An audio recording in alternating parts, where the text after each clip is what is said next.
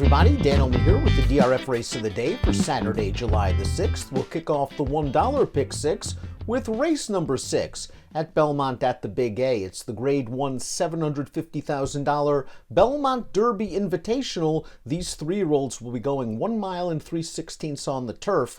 Let's take a look at this field. It's a short field, but it's a quality field. And I think you can make a case for each of the 5 horses in this race. The number 1, Legend of Time, comes off a victory in the Pennine Ridge last time out, beating a couple of these horses for Charlie Appleby and Godolphin, and those connections have been dynamite the last few years in North America.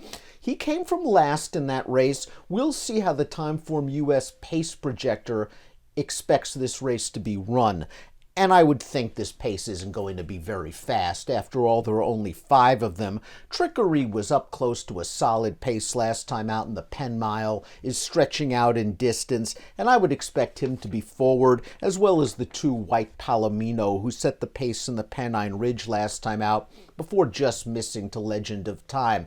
I don't think the pace will be fast. I'm not sure it'll be glacial. Perhaps it'll be fair, and that should help a horse like Legend of Time. We're going to watch his most recent race, the Pennine Ridge. He didn't break very well, but I think that was okay for Appleby and Joel Rosario, who was aboard this day, because they feel Legend of Time is at his best when rallying from out of it, and he does rally from off the pace to nip White Palomino on the line. Royal Majesty was 3rd.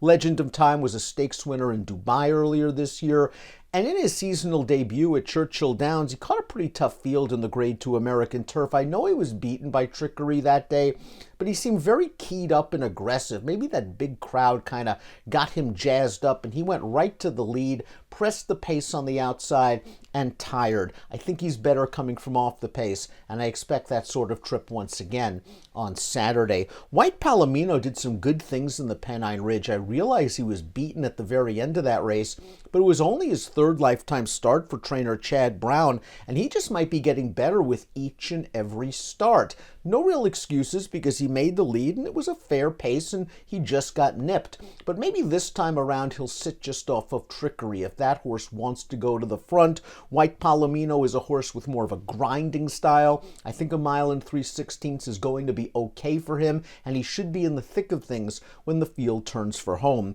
Royal Majesty goes out for Belmont, and he was 3rd last time out in the Pennine Ridge. He ran okay. He was kind of in behind horses, as you saw in the video in mid-stretch.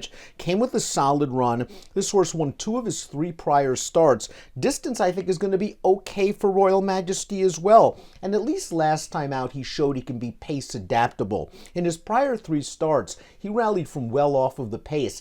And that makes you worry that in a race without much pace, he could be up against it. But he was able to sit up close, and he was able to stay close at the wire.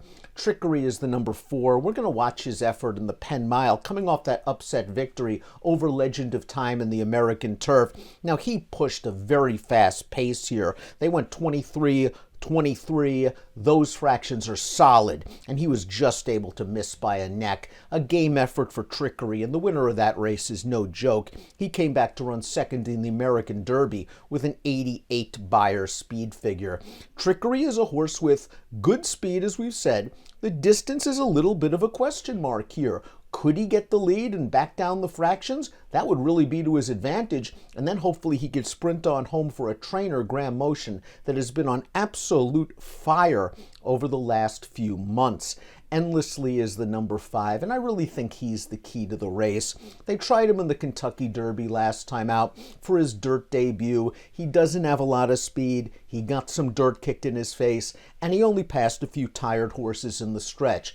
His prior effort on synthetic, the Jeff Ruby Stakes, was a really visually impressive performance. He did get the right pace set up. They were going quick in front of him, but once Endlessly got into the clear on the outside turning for home, he settled it very quickly. And his prior turf starts were also very good out in Southern California.